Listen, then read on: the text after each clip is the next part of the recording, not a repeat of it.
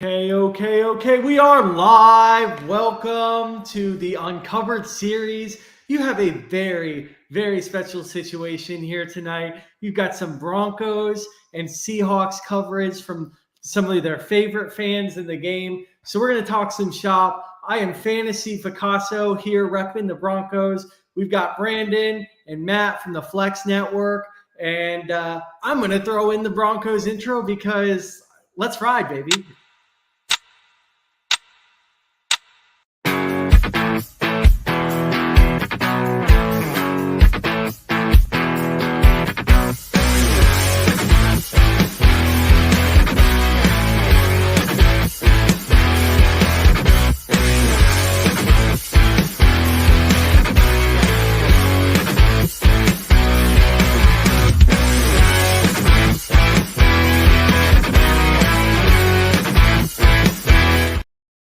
Dang, Johnny.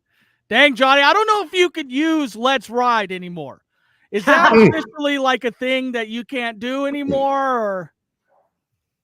That's a really good point. And we're starting off super hot on that topic, right? With some Russell Wilson between like our two franchises. I feel like we could have a whole show just on that dude. But I don't mean to bury the lead right there. I talked us into it, but yeah, yours was okay. Your intro's okay. You know, I'm about to play the best intro in the game here in just a minute. This is a Seahawks Uncovered intro. That's Brandon and I want to say, Johnny, I think this is the first time that the Uncovered pods have had like a dueling teams thing, kind of like a week one preview. I enjoy kind of being, unearthing or being the originators of something like this. You're a cool dude. Here it goes. Here we go.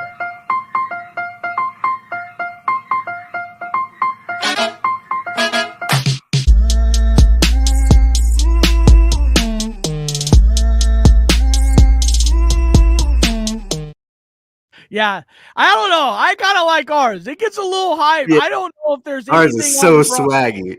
Yeah, I mean, come on. It's a local hometown hero. I mean, do you have hometown hero for the music of yours, Johnny? Or I didn't even choose the music, so I got to go back to the drawing board. I just said I picked a couple of the highlights, but man, the local he's a Seattle legend who I don't even recognize. That's Macklemore. Oh, okay. That's cool. Little mix of Macklemore, few songs. That's a 2-song Macklemore mix, because if it's any longer than that, you might get copyrighted, which is fine. I might be able to go throw a stone at Macklemore's door, which I could probably do because I actually live here. Now, you were mentioning you don't live in Denver. Did you live in Denver at one point? Never lived in Denver. Lived in Colorado Springs, about an hour south of Denver. Grew up there, born and raised, still probably my favorite place on earth, to be honest. But living in Sarasota, Florida now, the Broncos fandom never died. So I'm hoping we can turn it around this year, man. It's been a rough past couple of years. Yeah, Brandon lives in Denver. So it's, very cool, man. Yeah. I used to live in Woodland Park, 20 minutes over by Colorado Springs for years. Yeah. So small world, man. Now I live up in Summit County. You know what that is, but very cool. Why don't you give your social security number as well? But Johnny, I want to say, man, you had a show sheet ready for us in the Twitter chat, which I really, really love. And I thought you were very bold. Your very first item on the docket. Do you want to reveal what you had written down first there? Man, I just felt like we had to just get it all out there, right? Okay. So I think I came up with like another little nugget, like we're 30 and 22 in the all-time series between the two teams. So but I just had to throw a little dirt there. Like we have the all-time series lead on you guys. Those might not be exact numbers, but that was my takeaway when I looked at the stats real quick. But yeah, my first topic on the show sheet is revisiting Super Bowl 48. That game. That's what I think of when I think of these two teams. A lot of bad blood. To your point, like I'm not here to start any fights tonight, but at the same time, man, like things could get a little testy, right? Like that was like then we get Russell Wilson, but yeah, let's revisit Super Bowl 48 because I know that was one of the toughest games of my life to watch. Like, oh my gosh, they actually call it like the worst Super Bowl of all time. is what they call it. Bro. Some people, because watching the Super Bowl between us was really bad. I mean, it was boring. It was over by halftime. There was no even. We just it was. I mean, hey, the Legion of Boom will go down in history as the best defense, I think, of all time. I mean, it speaks volumes what that Super Bowl was absolutely stifled. I mean, Peyton Manning had an offense, a historical offense that year, and you guys on the very first play. I mean, it's just you would almost think it's a home game. Sounds like it was really loud there. The 12s travel. They usually travel really well. And I mean, it's a tough thing as an opener, but I respect you wanting to come back to it. I know you say it was a tough game of your life. I mean, no tougher than us not running the ball on the 1 yard line. So I'll tell you that. Why? Why? I know. Why are you going? Why? Just getting that all is the way. Like hurts.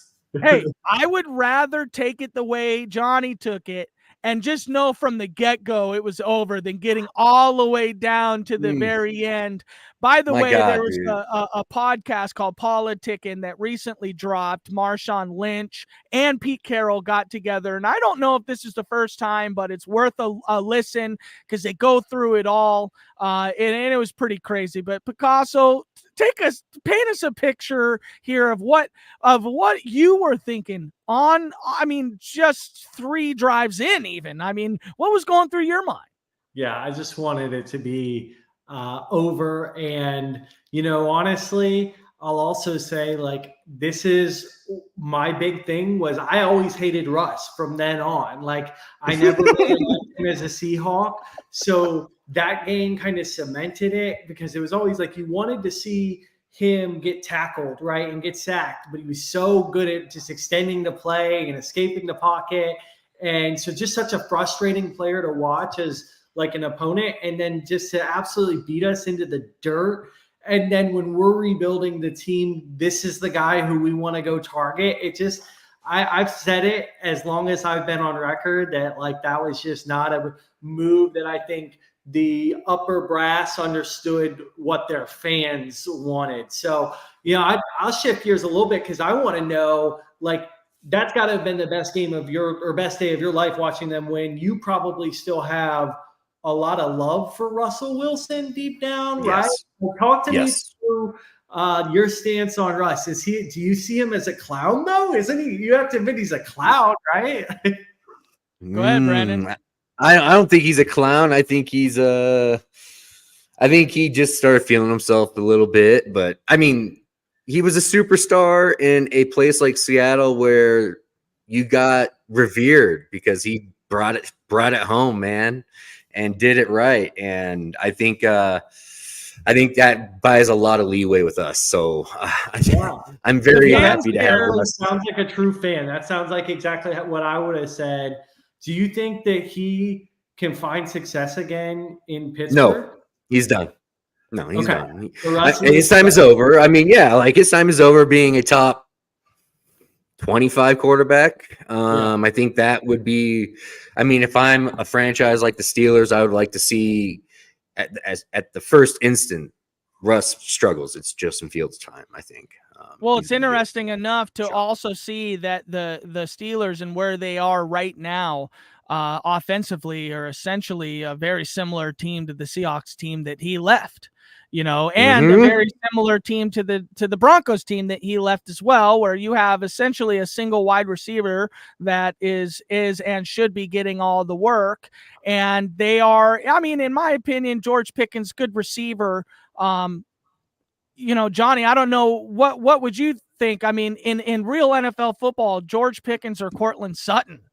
I mean, I don't know that that's a clear-cut winner for Pickens. I know he's got the age. I mean, he's dynamic at times, but he hasn't been able to pop off like maybe he even wants himself to. So I might even say I'd pick Sutton in real football. I mean, I might take Sutton over Pickens. I'd probably take Javonte over Najee. I like Najee. I'd take Kenneth Walker over both of them. I mean, it's a very similar offense to the one he left. The problem is JSN arrived. right? And ever since that, I think our offense is really going to be trending in a different direction. And then with your additions, getting rid of the leech that was Russell Wilson, I mean, you couldn't imagine getting a better option than a Bo Nix. Am I right? I mean, Bo Nix got to be a great look for you guys over there in Denver. I was a little upset at the initial pick just because of the run of quarterbacks, and we've been talking about this is a guy you get later in the first round. Felt like we were the only one. I mean, same thing happened with Michael Penix Jr. though, right? You didn't think he was going to go top 10 or even maybe in the first round at all. So go get your guy. I've gotten a lot more excited as the reports have unfolded, and he looked really good in the preseason. First play, he looked really bad, and I was like, oh no, I want to see how he bounces back from this. And he showed a lot of composure, in my opinion. So I have some excitement and some confidence, but I mean, you brought this up. I think you said this is the first time a rookie quarterback is going into that stadium. And on my last Broncos episode, I said, don't start this guy week one. That's throwing someone literally to the wolves. I have seen us play at that stadium multiple times, and it's loud. You can't hear, you can tell nobody can hear a thing on the field. So I'm going to be super sensitive and watching closely for delay of games, false starts, those types of things, because I'll give you guys all the credit. That stadium is nuts. Have you guys ever been to a game at that stadium? Been to a game? I'm going to the game this Sunday. Wow. Okay? I mean, I'll be sitting in the charter level or 200, something like that. Company tickets. You know what I mean? I get them every year. I try to go to the first game of the year. I just want to say Biggs, Greinberg, they're in the chat. Thank you for the comments. Appreciate you guys. Nix and Peyton are a good match. We believe that. We'll get into that a little bit later. But of course, I live here in Seattle, big dog. I've been to games, okay? I stopped going to games. I've been to so many games because, you know what I mean? It starts getting cold around here, and the comfort of my television in front of my fire, with a nice Modelo in the left hand, it's a much better way to watch a game sometimes. So I'm really excited to go to the first couple games. I'm going to go to the Dolphins game and the Broncos game. Luckily enough, Dolphins early, hopefully no rain. We should see a really nice game. Love to see where the Seahawks test out. But week one against Bo Nix, I mean, Boye Mafe was on Chris, I forget which Chris Long, I think is his podcast. And he said the loudest he's ever heard a crowd was week one against Denver. Now that was Russ coming home. Yeah. You can see me. I'm on television right behind the goalpost in the suites back there. I was on TV. They missed the kick. Brandon McManus, 60-something yard kick to try to win the game. Lost the game. The crowd goes wild. I don't see a way that Lumen Field is not an absolute madhouse. Okay, it's not like last year. I was also at the opening game last year against the Rams. It's not like that. Okay, we have a completely new team running up in there, a new scheme, players that are coming in. They're going to make an impact on defense. It's not going to be just the crowd you're going to have to deal with, Picasso. Okay, it's not just the crowd. Okay, it's our big dog coming right up the middle at you, and I can't wait. When it's coming right up at the middle at you, you got to watch out. Okay, you got to watch out, and right when you do, someone else is coming for you. And it's going to be a day. Are you just pounding me over the head with Kenneth Walker propaganda? Is that what's happening? The other superstar we got that's going to be a household name by the first quarter and by the first quarter ending. His name is Byron Murphy. Oh, okay. His name is Byron Murphy. You guys are that hyped up about a guy who hasn't played one snap. That's really. I don't care. He must. Hey, how much hype do you have for Bo Nix never playing in a snap either? It's the same thing. Right. What has he done? Is it reports you've heard or I got more confidence in Bo Nix than Johnny does. What the heck? I think that's what's happening here. Are you talking about reports of Byron Murphy? Yeah, I'm just curious. There is no reports. I mean, just watch how the guy plays. I mean, he can take on triple teams. That's on purpose. No, it's the preseason tape. You talk about how great Bo Nix looked. Yeah. Okay. Well, the fact of the matter is Byron Murphy is having to be triple teamed just to be stabilized. Okay. Which I'm fine.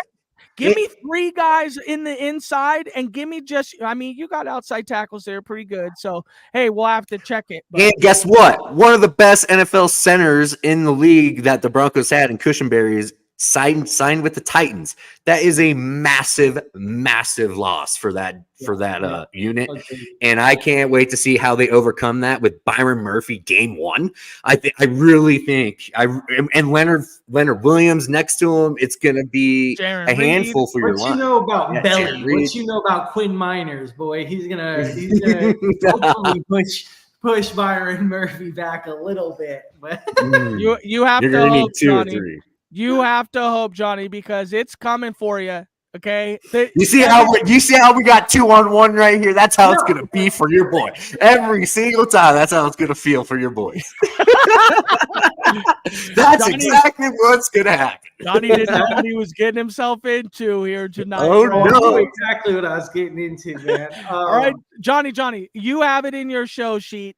I'll say it for you here. As a Denver fan, okay, where we talk a lot of smack, and I wouldn't say it's smack, it's confidence. We're not overconfident. Okay, we can't be overconfident in a single player having such a big impact that it really changes the game, but we are confident in his abilities to come and be a dynamic player for us. But you, as a Denver fan, what are you looking forward to week 1? Or just watching? I mean, what are you watching out for? Who are some of the highlight pieces that you're excited to see on week 1? Yeah, so it's obviously I'm an offense guy. I love you guys bringing that defensive flair, like the game is won in the trenches. It just got me real juiced up. But there we go. I love it. Like, I think the fact of the matter is, Bo Nix is obviously someone you're going to want to watch closely. And again, those false starts, delay of games, like just keeping that to an absolute minimum. No fumbling the snap. Hopefully you're seeing him taking some snaps under center comfortably. Like, these are all things I want to just see in real regular season. And then the offense, right? Like, Sean Payton is the highest scoring coach in points per game in NFL history. And that last year was a bit of a down year, but I think, it might be Devon Vele, the 7th round rookie who was on. Here we go. That's the name I wanted to talk about. Tell me about it.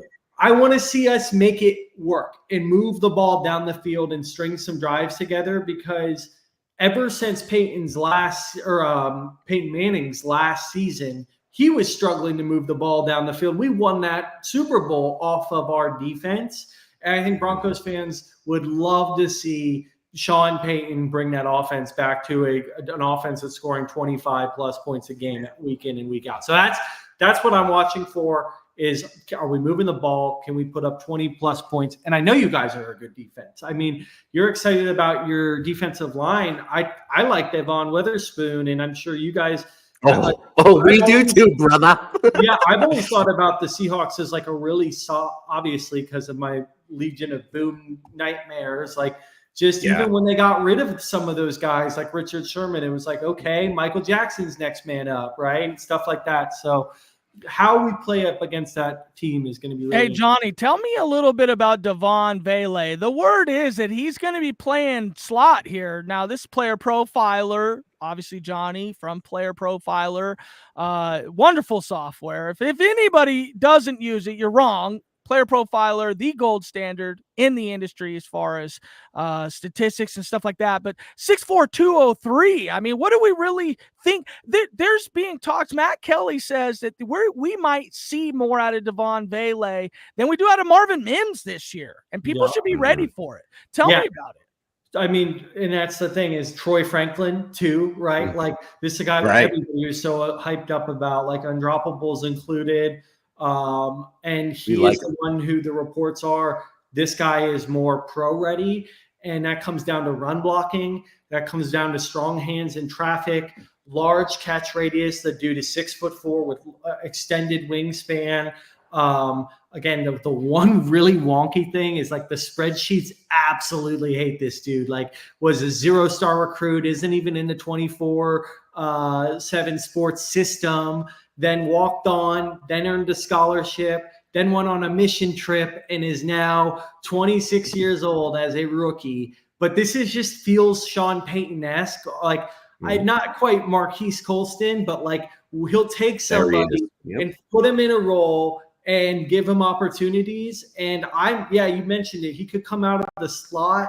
I see him as kind of a guy who they use in like a red zone package, almost like a slot fade, because he is big and can go up for it. And so can Cortland Sutton. But if they shade the defense on that side towards Sutton, Valet. And so, I mean, it could be really interesting to see a guy like him. And then you're like, what if Devon Valet is this year's Puka? Oh no! If he's the dominant flanker, I kind of don't want him to really be in the slot. I kind of want to whoever gets to be opposite off the flanker role for Broncos is going to be productive off of Sutton. Especially off that run game too. So that's something I'm definitely. I was texting with the boys earlier with Matt earlier about this, and that was a name that I was wanting to see and monitor his snap share this game. That's the guy I'm looking at. Well, go ahead.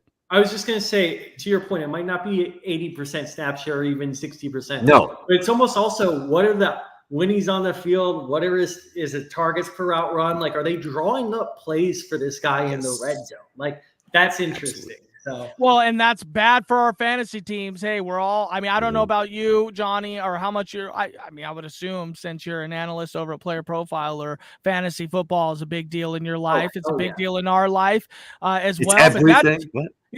That screams bad for our Cortland Sutton shares. If Valet's getting 7 touchdowns this year, that's tough. Great for you guys in real football, but. Or maybe the Broncos offense is going to be better overall. And I think Cortland is Cortland. I think he's going to do what he's doing. But it was interesting. Michael Dickinson mentioned to us, he said Cortland Sutton has a chance to be this year's Nico Collins. That kind of like takes that step as a big X that stays at the X position. That's somebody that we're monitoring, and it's a good player, and Sean Payton loves him. So they didn't trade him for a 3rd-round pick for Ayuk with the Ayuk trade. So they obviously like him. Yeah. He can play ball, Sutton. He's just got to stay healthy, right? Like, he does play a physical style and just almost some bad luck, right? And he stayed healthy last year. He was someone who I was almost fading at a certain point because I'm like, man, this is just a guy who can't stay on the field. Like, and to your point, I almost start to assimilate, like, do I root for the player with fantasy production? And I'm like, man, if this guy's not staying out there, then I'm not drafting him. And then I'm basically not even rooting for him. So he is a guy I'm really rooting for this year. I hope he can stay healthy and have a productive season. I will plug Dynasty Blueprint. They are doing the Blueprint Bowl. We just did a Dynasty startup with some of like the biggest names in the fantasy football industry. Frank Amarante, all the guys, Joe Lorico. So I took Valet with the very last pick. I had the 12th pick, and he's my very final dart at the very end, just because it was like him or Tyson Bagent in a super flex. And I'm like, what if Caleb goes down? So again, we could have that. Don't you do that. Don't say that. No, don't ever say Caleb's going down. That's my guy. Don't do that, man. That's my guy. I think Javonte Williams' ADP, I think, is a little – it's crazy because a lot of people do see the upside as a similar Kamara type piece for that offense. Obviously, it's too easy to correlate that for the Sean Payton fan. Do you really think Sean Payton's the answer? I mean, that's a good question for a Broncos fan because, over here, we can't get enough of Mike Mack. You know what I mean? And thinking about, is he the real answer? I mean, the way people talk about Mike Macdonald is he's the greatest defensive mind that has come in the modern era and could lead us to plentiful pastures, but Sean Payton, right? it doesn't. I mean, it's like a Pete Carroll when he came in. It's like he comes with the winning pedigree, a little bit older. Will it work? With Pete Carroll, it did end up working out. We ended up getting Marshawn Lynch. I think that was a catalyst to a lot of what we did. But obviously, you guys are needing. You're like having to purge bile before you can start to. You know what I mean? So, what do you think about Sean Payton? I like him. I think he's starting to grow on me, especially like there were some really tough games last season. But we beat the Chiefs twice last year, which is crazy to say out loud. It's phenomenal. And we played them well. And there were glimpses where you're like, man, we look really bad sometimes, and we like the Dolphins game where we gave up 70 points. Yeah. So we had some. I wasn't going to say it. You met Devon Achane. Yeah. I think the whole world knew who he was after that game. But I think I'm excited to see what it looks like with his players, his system. A guy I didn't mention in terms of like things to watch is like Jaleel McLaughlin. I think he could play almost that bit of that Alvin Kamara role where like Javonte Williams is more of the Mark Ingram of the bruiser. And I agree with you on Williams ADP. This is another guy who I was fading because I'm like, man, that knee injury was brutal. Last year, he did not look like himself. Sometimes they never come back. And like this training camp or this preseason, just watching him with just very couple carries, you're like, this guy looks way more fresh, bouncy than he did in previous years. So these all are things that give me optimism. Like, okay, we don't have a lug back there at running back in Javonte anymore. We've got like him back to himself, and maybe we can move the offense with Peyton's players and Nick's his quarterback, right? So we'll just have to see.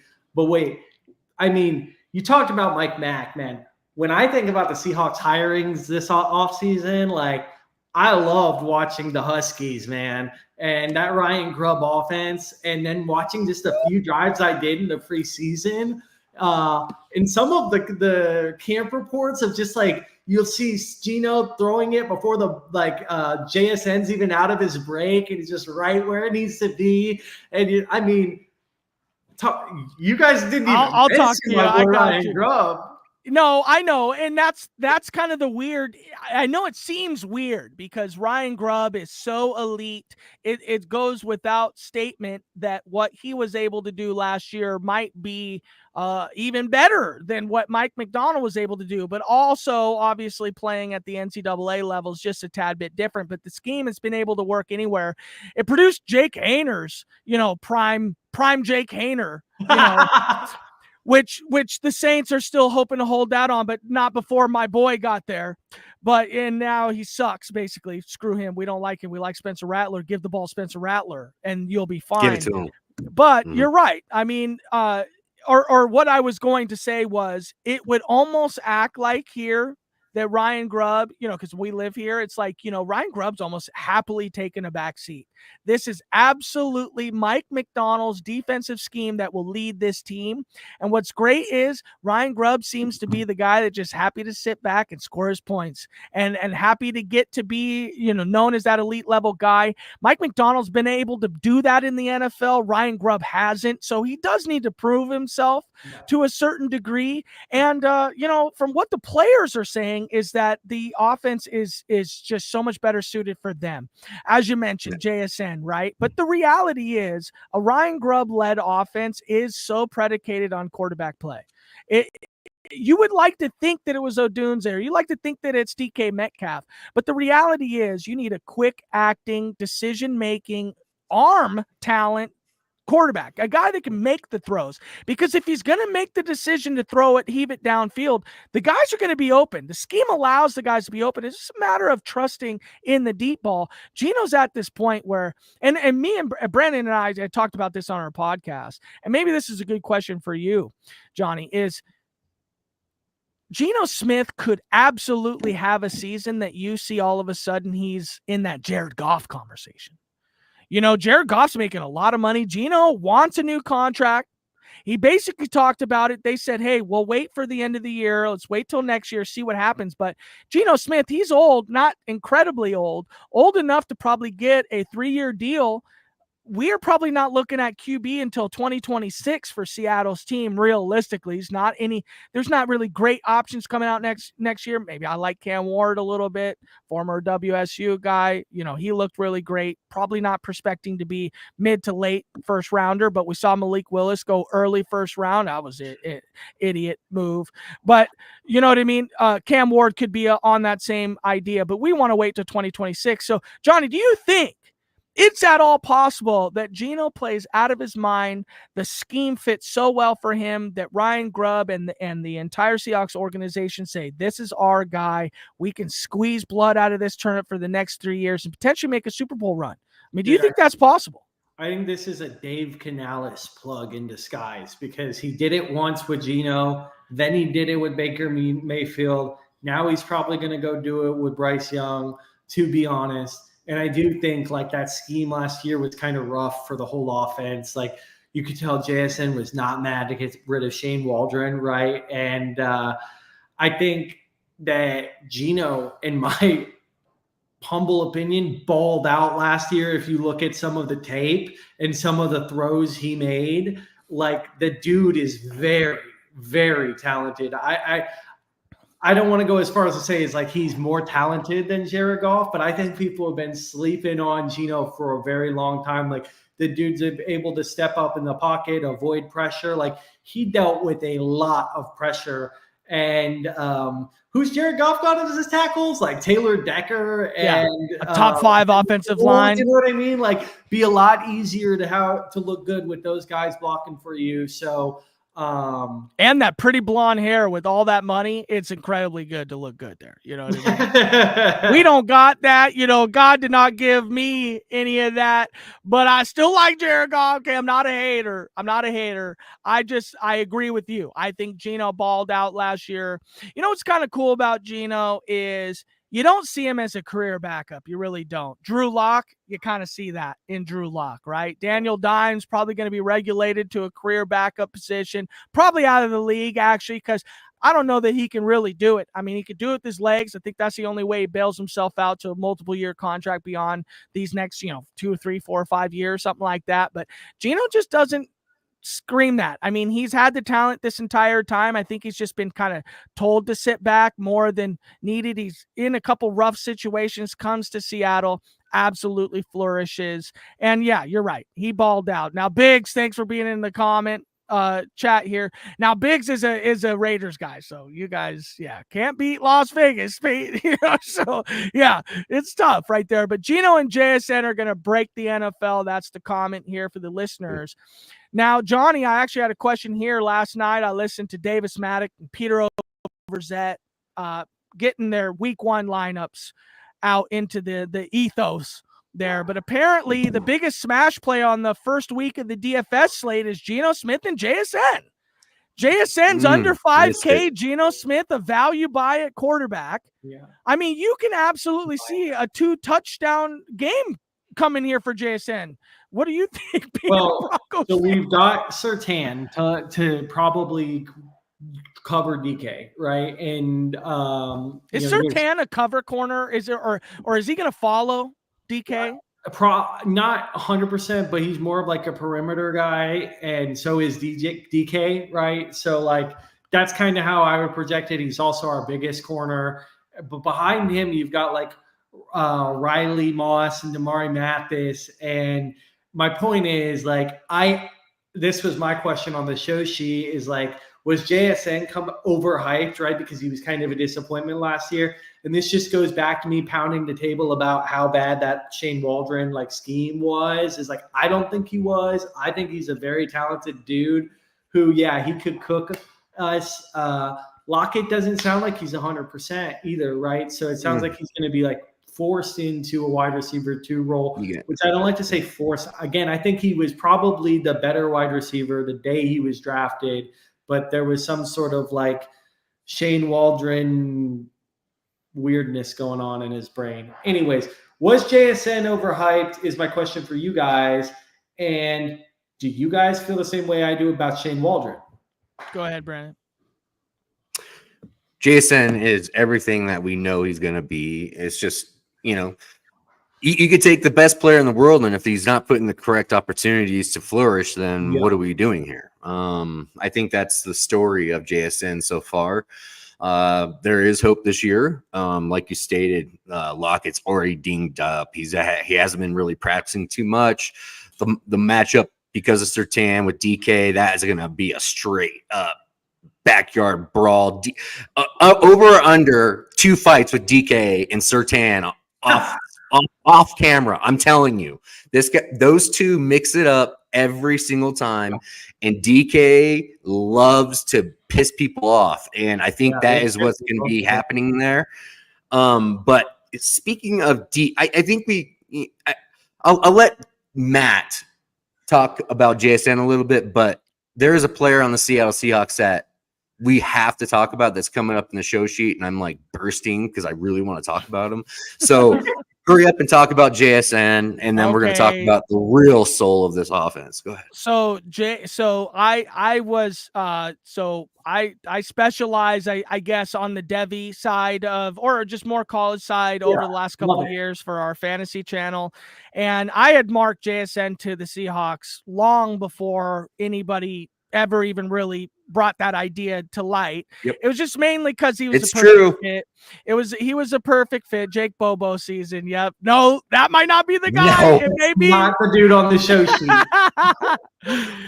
But no, we love Jake Bobo. It's great. So the thing about JSN, did he disappoint last year? Only to the people that, expected. I mean, we all expect these rookies to come in and just show out so obnoxiously that they run away with some. And JSN's never been the number one alpha guy. That's just not his profile. It really isn't. He's such a mastermind on the field.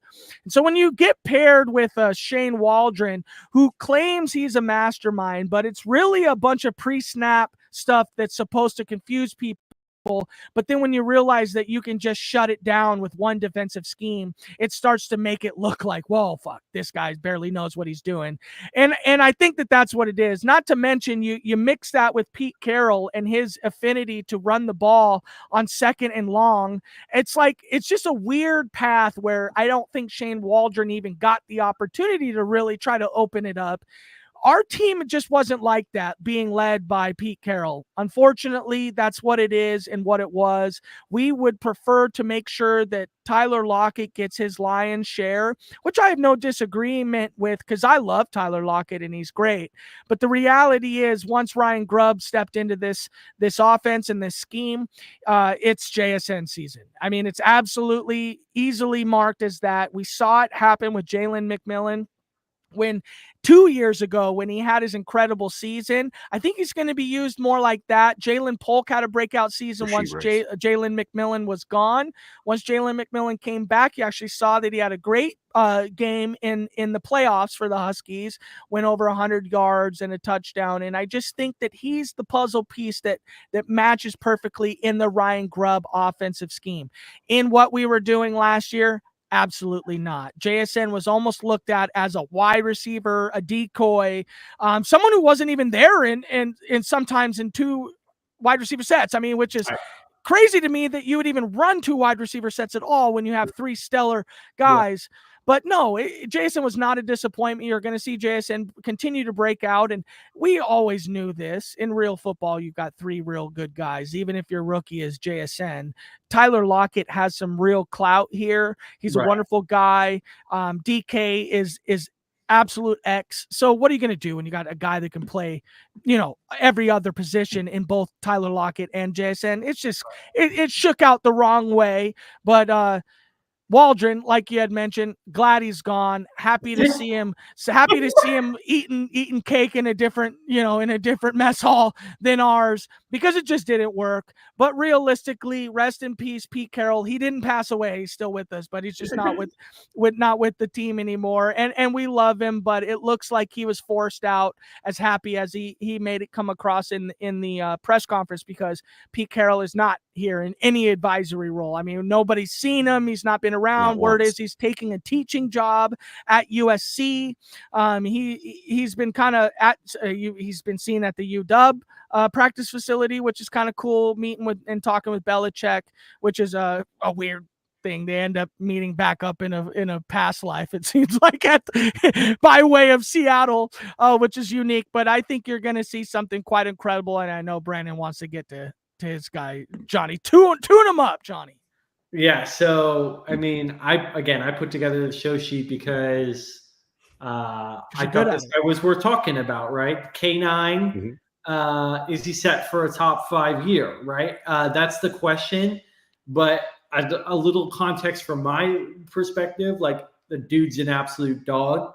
He's a Doak winner. Just an absolute dog. I'll say it again, like fast, tough to bring down, can get dinged up. So I hope he can put together a full 17 games because I think he could be a fantasy league winner. The other thing I'll say is like, I wasn't blown away by Charbonnet last year. And I personally think the right ingredient would just be, this is your like 90% guy, 80, 90%, use him, run him into the dirt because, people will say, oh, Charbonnet can catch and stuff. Like, I saw Kenneth Walker catch a couple passes last year, and he took those motherfuckers to the house. Yes, exactly. Exactly. Johnny's cussing on stream now. Yes, we got him hyped. You are 100% right. He does have top 5 upside. This is the man that I really wanted to get to. Is he a top 5 back this year? I think he can definitely get over double-digit touchdowns. He only has reached 9 both seasons. So it's really, to me, everything that we've been seeing is that Grubb is going to run a 3-down back, and that is going to be a dominant presence on the snap count. And here I'm going to read a little exchange from DK Metcalf to the media and what he expects the offense to be, okay? I want you to see this. On what he thinks will be the bread and butter of this offense. Our run game, we're going to run the ball downhill and make the defense stop our run first. And then, after that, it's pretty much dealer's choice on how we want to take the game from there. We can continue to run the ball or push the ball downfield or get singled up on the outside and exploit the corners. So I think it all just starts around the run game and building the foundation from there. On if he's expected to say if he starts with the run game. Yeah. So no, but he kind of nipped it in the butt during because people were asking Grubb in team meetings we have a lot of explosive playmakers, but our focus first is running the football with Ken. And so that is something that I think is been pounded away in the media through Mike McDonald, Grubb, players, everybody that's seen Ken this preseason during training camp. It seems like to me that Mike McDonald remembered what he did to Michigan as a Michigan State Spartan to the Wolverines, and Mike McDonald could not stop Ken Walker, and that is very deep-seated in their minds, and they are going to lean on this guy to a point where I really do think he's going to get over, I think, almost 50-plus targets in the pass game compared to what he got last year with 40 targets or so. So I think we're going to get an increase overall on that. And if you just look at his efficiency metrics, I mean, he forces a missed tackle on 30% of every attempt he takes. That is how bad our offensive line was last year. That was number 1 in the league. This guy was having to beat multiple people on every single play. And I really think with this new scheme, with the line with Connor Williams being added to the center, he did have he did practice today. It sounds like he is on track to possibly play this week 1, which wasn't the possibility just a couple weeks ago, it sounded like, but sounds like he might make a push to actually play. So I just like the Seattle Seahawks run game. I really think Ken Walker is going to be everything you think, Johnny, and I think he's going to be that steal that we see in the 5th rounds in our redraft leagues. I like McDonald too. He seems like a straight shooter. So like when you say some of that stuff about like the quotes and stuff, sometimes you have to take that with a grain of salt. Sure. But like I think from what we've heard about him, like he just seems very direct and no nonsense from the quotes that I've heard of him. So I hope he cashes like true on those checks. Do you know what I mean? Of like, because I'm sure you guys have heard of the coach speaking next at this point. Like they're taking data from whatever these coaches have said. And it's like, cool that you said that. And you said it with a straight face, but did it actually happen? Right. And to me, he just reads like a no nonsense guy where what he's saying is reliable information. So I'll be excited to see how that unfolds for you guys. For the Broncos, like I said, I think our running back room is exciting too because of Javonte Williams and Jaleel McLaughlin, like there he is, thunder and lightning, and that dude, like Jaleel McLaughlin, the all-time leading NCAA rusher, is in that building at 5 a.m. every morning, you know, running through practice before the team's even there. So like, I just root for guys like him. He's undersized, but he's just fun to watch. Like on tape, he kind of passes the eye test, even though he's small. So. And I'll be honest, like I like all four guys. I like Audric Estime behind those two, and then even Blake Watson made the team as an undrafted free agent out of Memphis, has good receiving ability. So like we don't have a Kenneth Walker III who's like, I could say, hey, I want that guy to place all my chips on. But we have a good, strong room, and I'm really excited to see all of those guys get involved in some capacity, but I'm hoping that obviously Javonte Williams kind of seizes the role and just looks too good to take off the field. So Johnny, I got one thing on Kenneth Walker because I know Brandon is over the moon with him. You know, the two things. So one thing that actually scares me is that running backs are not targeted very often in Ryan Grubb's offense. And I do believe that it's just because he's had such a stellar cast to be able to scheme things up for. And the way that he schemes his offense is to get the ball downfield. I mean, it's that's not a mystery. He wants to run the ball, pound the rock, and then he wants to get the ball downfield. So in my personal opinion, it does not allow for a lot of running back targets that are game planned specifically for Kenneth Walker. I feel like it's going to be a lot of dump offs. But Brandon had an incredible take is when at Michigan State, he couldn't stop him. It's like, wow, yeah, dang, that probably does just melt right in his head. Because, yeah, freaking Kenneth Walker is a dynamic piece. I mean, he is significantly better than Pacheco is. If you were to put elite athlete.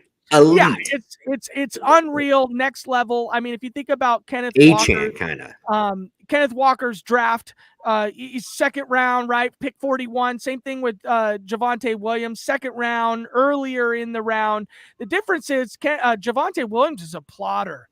Realistically, 4.6, 40. He's not a guy that's known to be fast or dynamic. It's really about a volume for him. So what's great about that is you got a Jaleel McLaughlin.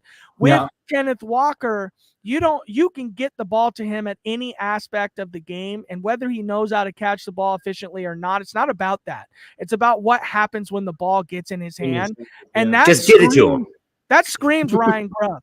Because that's what they want to do. There's going to be a lot of short passing game to JSN and just get the ball in your playmaker's hands. The last thing I want to say, Dylan Johnson, running back for the I was just about to bring it up, dude. Okay, I mean, like mines. Go ahead. Okay, maybe you were about to say this, but I have his stats pulled up. That dude caught 65 passes at Mississippi State as a sophomore. So you're like, what the hell? Like, and then he only caught 25 or 24 last year at Washington. So it is interesting to see the dude had the chops and demonstrated it in the past. But to your point, when you've got Jalen McMillan, Jalen Polk, and Romo Dinze to throw the ball to, and Michael Penix who can get it to him. Jeremy Bernard, another 5-star that's going to Alabama this year, who you might see. Puka Nacua. No, what? Oh, Puka Nacua was at Washington as well, dude. They all were there, dude. Like it's just insane the wide receiver rooms. I don't think Grubb was there when Puka was there. I don't know, but you're right. Puka was there early in his career, which was a loss. But that's a loss to everybody in the world. I mean, he's making everybody look silly right now. But where I was going to go with Dylan Johnson is one stat and one stat only, and this stat breaks fantasy football. It's called touchdowns.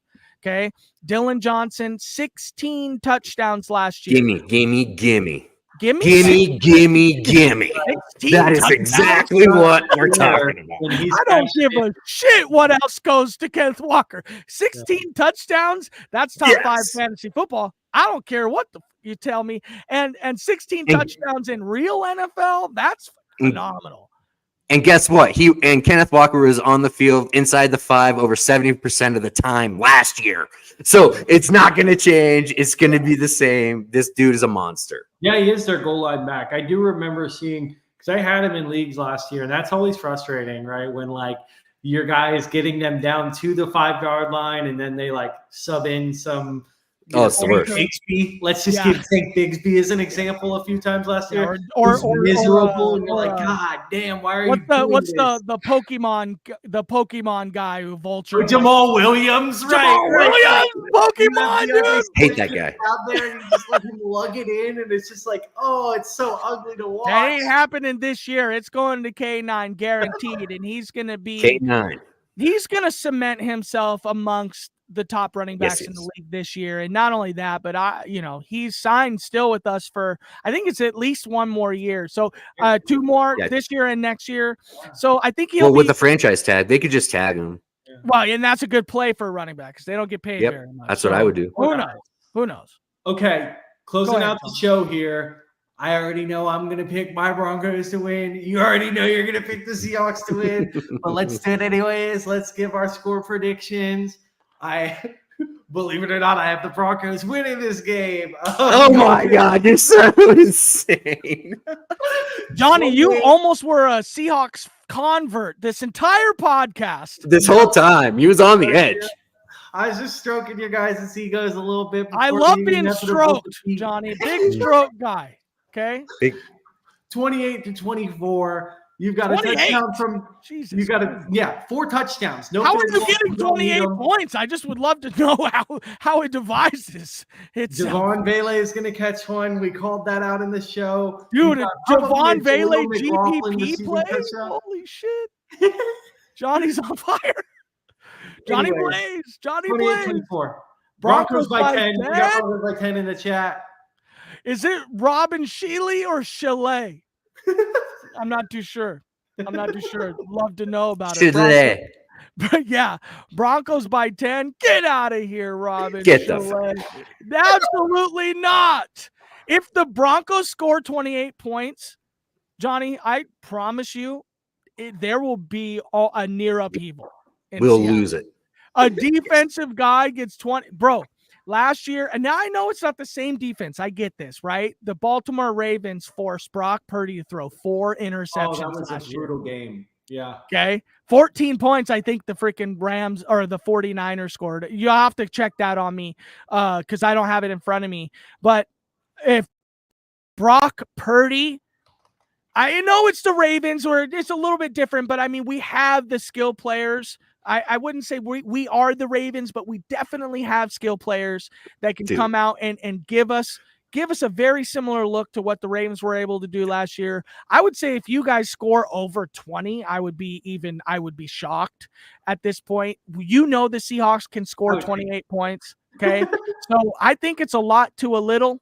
And I think that you guys are going to see some good stuff by Bo Nix, but I think most of it's going to come off dump offs or, stuff that just happens to be there because you guys were able to dump Jaleel McLaughlin up there. Brandon, you talked about Jaleel in our pod today, or not in our pod, but our group chat. And you were saying that it's possible he gives us fits. And my comment to that was that I don't think Jaleel gives us fits. But I do think he's going to catch a lot of dump-offs. That's Bo Nix's game. He's smart with the football. He completes a lot of passes. Great flex play. By the way. Bo Nix is the Angel Reese of quarterbacks because Angel Reese just catches her own missed layup like 6 times. So, it's like it's counting stats that are really like horrible, but Bo Nix's counting stats is going to be Jaleel McLaughlin dump offs, which might be nice, but a Devon Bailey touchdown would be obnoxious. No way. Quasimodo. Bo Nix is going to throw more interceptions than touchdowns.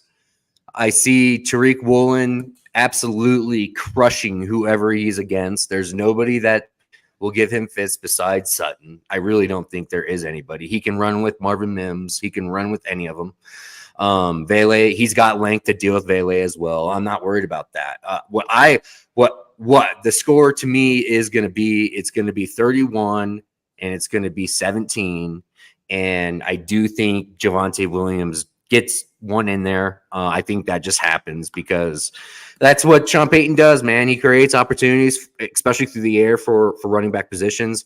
Broncos proved last year they're number one in the league, passing to the running backs. Seattle was bottom 5 in the league last year against the running back position through the pass. So Mike has a lot to fix, but I think we got a lot of dogs, man. And everything Tariq Woolen has been doing in the preseason training camp, everything we've been seeing, it seems like he's got his head screwed on straight and is coming out for blood this season after a really bad season last year from a really good season his rookie year. But that's how I got it. I think Ken Walker is going to end up being the MVP for the Seattle Seahawks. Byron Murphy gets a sack, and there we go. Hey, Johnny, before you take us out here, man, we have over 100 viewers right here on the live stream, guys. Thank you for tuning in. Please go follow Fantasy Picasso. He's got it right there at Fantasy Picasso, and go follow us at the Flex Network 1. We do cover the Seahawks. Johnny covers the Broncos for the Uncovered podcast, which is, from the Undrafted Podcast Network. Jax Falcone, which is a fan of ours, and we've been with him, and we're in a very high stakes league with him, and we got the nuts on him right now. Just want to say what up, Jax.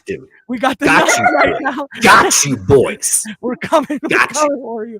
But we appreciate everybody for tuning in. And Johnny, normally what we would be doing on our Uncovered pod is we'd be doing a quick post-game, quick rundown, but I'm going to be at the game. So it's going to be really tough to do that this week, but I'd love to maybe get you back on and talk about what went wrong for your down. Or